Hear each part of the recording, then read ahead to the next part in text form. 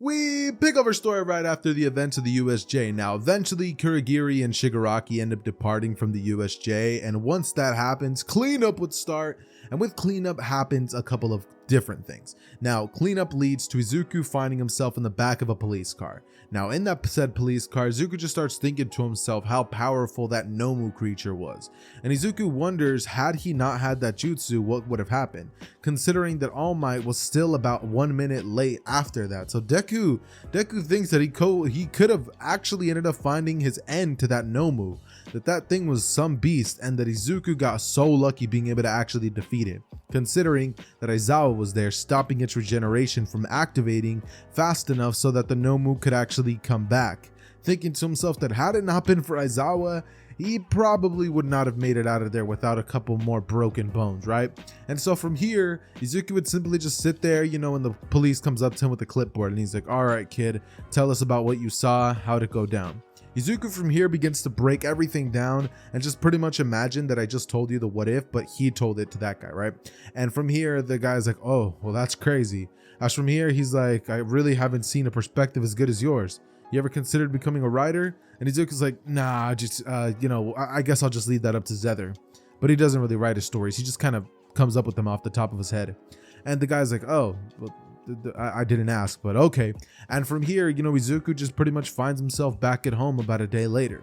Then gets an email notifying him that school will not be going on for a week, considering the events of the USJ just went down. Now, Izuku, once he sees that, he'd be like, okay, I mean, it makes sense that we're not going to be going to school, but it's like, what do I do? And he continues. He's like, all right, if I can just keep working on the Rasengan, I'll probably be fine.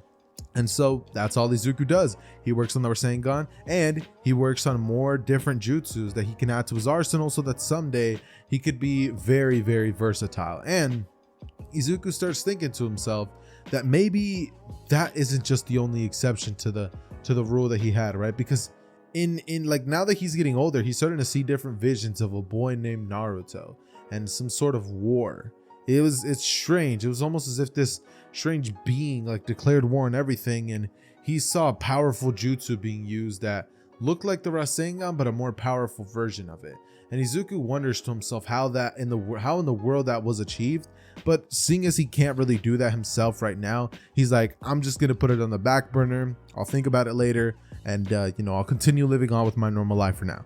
And that's pretty much all Izuku does. He just continues living life, and bro is just straight vibing and chilling. Eventually, the 1 week would finally end, and he would find himself back at school, where he would look at Katsumi and think to himself, damn, really hope she notices me someday. As from here, we have Uraraka walking in the classroom being like, are you ready? And Izuku would just be thinking to himself, that's funny. It almost reminds me of that one clip, that one that goes, are you not entertained? You know what I mean? And Izuku just smirks as, from here, Uraraka walks over to him and she's like, are you excited? And Izuku's like, yeah, I'm excited. And, she walks over to everybody. And after this, everybody would finally be ready to get out of the classroom, right? But as they're all getting ready to leave, the entirety of all of the other classes would be right at their doorstep trying to, scope out the competition. Now, Izuku looking at this would be like, I'm not going to deal with this. And just flying Raijin straight to one of his markers that he would left in the house, right? Because he was not trying to waste time. He was just trying to get home and pass out. Because Izuku had a rough day. I mean, the dude ended up being on the back end of a couple of, not so good attacks, considering that they were training how to tank attacks. So they had to actually get tagged by attacks from their classmates. And let me just tell you, getting hit by attacks on purpose, not so fun. Durability training, not so fun. But Izuku ultimately took it like a champ, right? Because bro is not no B word, obviously, right? And so Izuku was able to casually go through his stuff and, do whatever it is that he needed to do, right? But pretty much what this ends up bringing us to, and the next point that I'm going to be getting to, is just that Izuku would actually go on to pretty much find himself in the UA Sports Festival, right? Now, at the UA Sports Festival, this is where things kind of begin to get a little bit interesting, right? Because Izuku this time around is actually going to be the one to give the speech. And when he would be told, he'd be like, okay, speech, I'm not too good at this. And finally, the day of the speech would come, and Izuku would just be looking around at all the crowd and think to himself, this is kind of similar to when I was the Hokage. And from here, Izuku thinks, when those dreams, right? And Izuku's just like, I mean, if he was able to do it, why can't I, right? As from here, Izuku just pretty much starts doing what you guys would expect Izuku to do. I mean, the dude literally just starts, what's it called? He starts walking up and then he's like, hey, what's up, ladies and gentlemen? As you know, he starts getting the crowd pumped up and he's like, are you guys ready for another year of entertaining UA Sports Festival? As the crowd just goes, you know, they're all really excited and Izuku's like, great. But before we get started, I quickly just want to say congratulations to every single person that made it out to this event. I know that it took you guys a lot of time to get the money to be here, so we're gonna make sure we put on a show for you guys and keep you guys entertained. What was that one clip? Right. Are you not entertained? We're gonna have you guys feeling like that all night. As you know, all of the people in the stands would be like cheering and they'd be like, wow, I really like that kid. He's really charismatic. And Izuku from here, you know, he puts the mic down and then he walks over towards the direction of the class where Katsumi would say, if that was me up there, I would have just declared myself the winner and then proceeded to win just to prove to everybody that I'm the best. But, you know, I guess I won't get the chance right now. But next year for sure, I'll definitely be the one who wipes the floor with everybody. Right now, I'm not sure I can handle you, but I'll damn sure give it my best. As from here, Izuku says, well, go for it. As immediately they would find themselves on the starting lineup of the, you know, race. And once the race starts, Izuku's like, child's play. Now, they don't call this man the Yellow Flash for no reason, right? So Izuku would proceed to essentially, as soon as everything starts, grab his kunais and just yeet. He throws the kunais as far as possible, right? And the kunais, they end up going very far. He catches it, throws it again, teleports, catches and throws it again, catches and throws it again, catches and throws it again, right? And he pretty much ends up throwing it so far to the point where he gets to the finish line in about 5 seconds. And everybody is just like, what? Like, that is literally the record.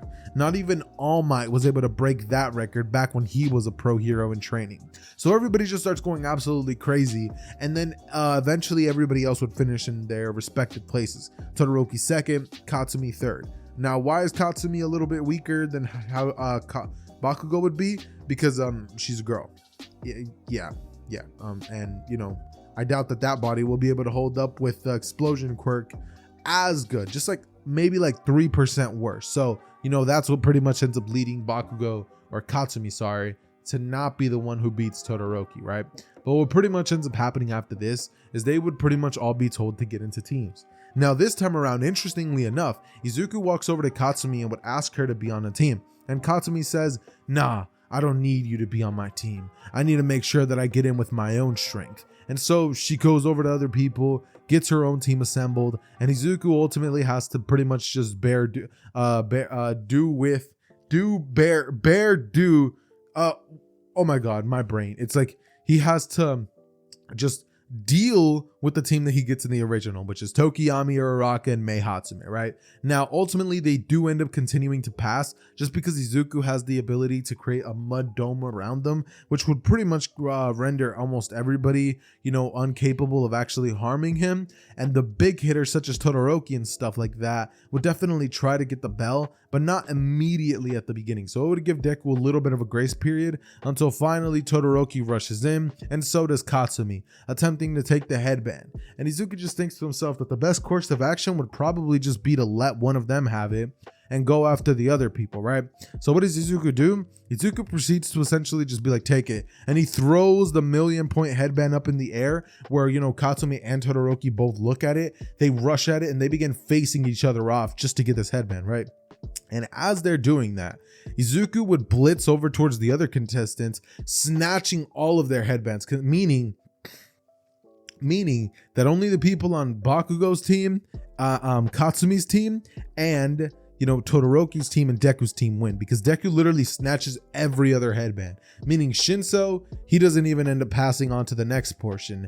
And what ends up happening is a very strange battle royale where we only really have 12 participants, because 3 times 4 is 12. So yeah, they only have like 12 participants. So they're going to be a lot shorter battles, and we're not going to actually have to bear witness to as many battles as we would in the original. The first battle though is going to be Deku versus Todoroki. Considering he doesn't have to face off against Shino, I figured I would give you guys a little bit of a more special fight early on, just to kind of power scale Deku and show you guys just how far along he is compared to his classmates. Now what would end up happening is essentially Deku and Todoroki would both get in the ring, right? Now they're both facing off each other, and Todoroki's like, I'm gonna show everybody here why I'm stronger, why I'm better. And from here Izuku goes, try it. As from here, you know, Endeavor's like, Shoto, you know, from the crowd, and he's like really trying to pump his son up, but Todoroki just doesn't care. And Izuku from here looks at the direction of Todoroki as the match starts, and Izuku would place Todoroki under a very subtle genjutsu. Now, what does this genjutsu do to Todoroki? It makes Todoroki's distance perception get messed up. So while Todoroki might shoot an ice geyser, and he thinks that Izuku is closer than he seems, he would actually be a lot farther, right? So he would do that to Todoroki to mess up his perception, right? And this would lead Todoroki to not be able to land his first attack, which would give Izuku just enough time to toss a flying Raijin kunai at the direction of Todoroki. And as soon as Todoroki sees that, he tries to freeze the kunai mid-air so that Izuku can't pretty much teleport to it, or else he would be stuck in a block of ice, right? But Izuku is like, nah, I'm not gonna let you just like stop me right there. Like, that's not happening. So Izuku pretty much gets in the way, and he's like, I got this. And he would throw a bunch of kunai so that Todoroki can't possibly stop it. Throws them straight up into the air, and Izuku would pretty much go on to like just let them all fall onto the ground, as Todoroki thinks to himself, which one do I like attack, right? And Izuku smirks as he teleports to one, and Todoroki's just like, there, as suddenly Deku teleports to another one, and another one, and another one, and another one, ultimately closing the distance until Izuku says, water style, water flood barrage, as bam, a massive amount of water would just shoot out from the lips of Deku as it just bam splashes at Todoroki and sends the man almost flying off the arena, were it not for the fact that Todoroki would freeze the water and create a barrier that would stop him from exiting the arena.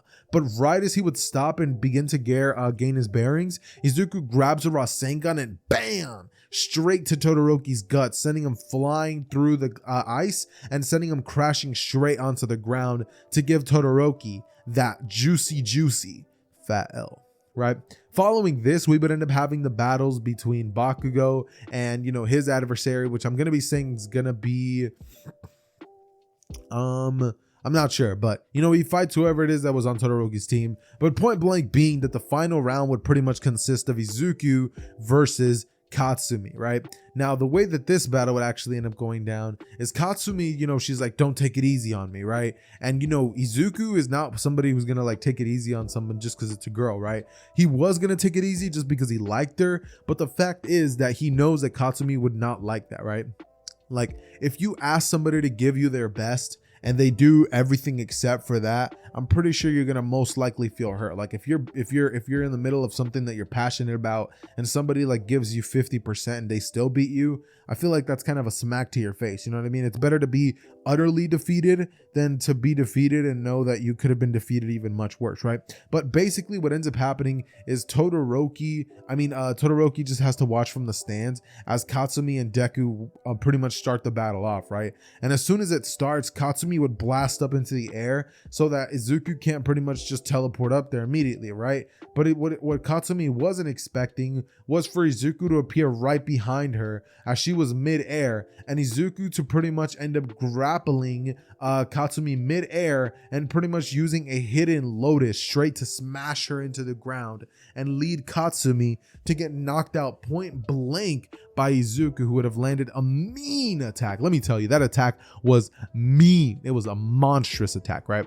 But Katsumi gets absolutely knocked out, and Izuku would be declared the winner of the sports festival, as everybody just had to watch as this like walking prodigy just pretty much wiped the floor with everybody. Following this, we would have a celebratory ceremony, and once that would be done, we would end up pretty much catching in to just have to watch as what's it called? What's the word I'm looking for?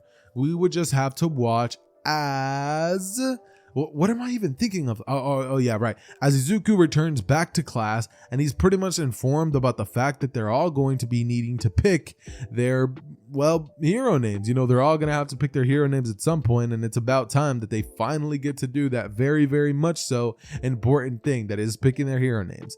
Izuku would go with the name the Yellow Flash, and he thinks that it actually suits him a lot considering his hair, and all you really see is a yellow flash. Allow me for a second to go turn off my AC before it becomes a problem, because I'm pretty sure that you guys might have actually heard when it goes out of control. You know, every now and then, like, it'll start like shaking like rapidly for some reason.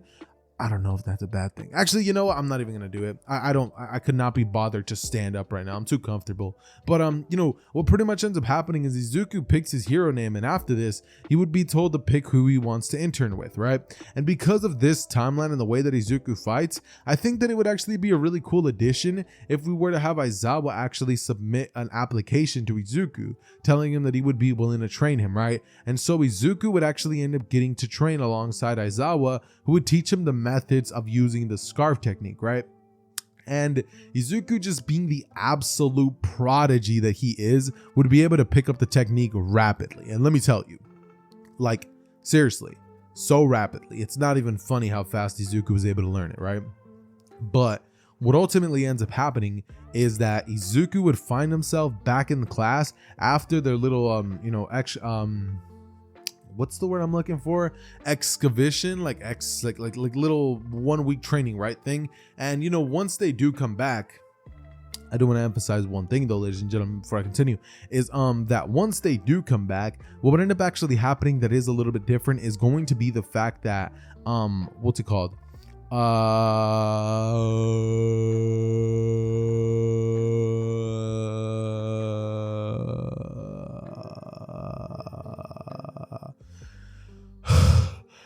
Okay, I should not have done that. But anyways, what would end up happening is pretty much that Izuku would find himself in a position where, you know, he is pretty much getting ready to do the race.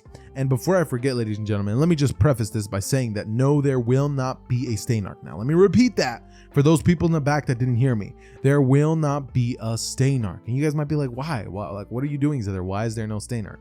Well, to put it lightly, guys, Izuku's not really friends with Ida. So when it comes to Ida rushing over there and trying to fight Stain and all that stuff, Deku is not going to be over there since he's with Aizawa. And considering that he's not his friend, he doesn't have a tag placed on him. And Ida just so happens to be one of those, like, you know, one of those little mishaps that Minato had in the future, right? You guys remember when Obito got crushed by rocks and, you know, he kind of like died? Well, just imagine that, but Ida, because yeah, Ida dies. Like, if you're gonna go after somebody who's literally called the hero killer, you kind of had it coming after you. You kind of had it coming, buddy. Like, that's just natural selection at that point. Like, I'm sorry, but Ida, you're dead, right?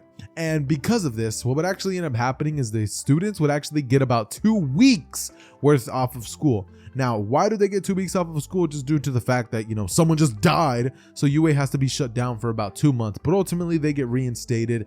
2 students don't end up coming back, which is Koda and Invisible Girl, just because, you know, they don't either they don't bring anything new to the story that we haven't seen already. So there's really no point in having those 2 characters present at all. So I'm just gonna be saying that because those 2 characters are pretty much taken out of the story at this point, nothing at all changes. But Izuku does find himself in the race trying to show, you know, his progression, and because he is called the Yellow Flash, he completes it in record timing, finding All Might almost immediately, right?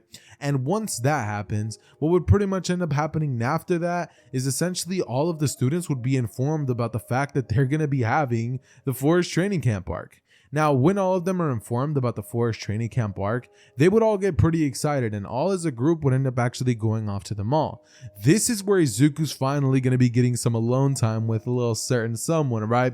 And Izuku looks to Katsumi right as all of them split up, and he's like, hey, mind if I tag along with you? And, you know, Katsumi, she's just like, yeah, but make sure you stay out of my way, right? And from here, you know, they start walking, but it's at this moment that some random somebody would appear and hold on to Katsumi straight by the neck. Now, this person would be Shigaraki, and he would say, make one wrong move, and I make her disappear.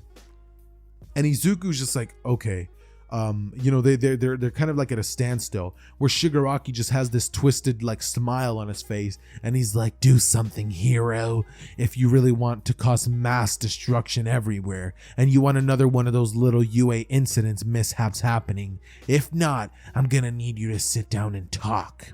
As from here, Izuku goes on to look at Stain and say, Shigaraki, and say, look, just put her down, we'll talk.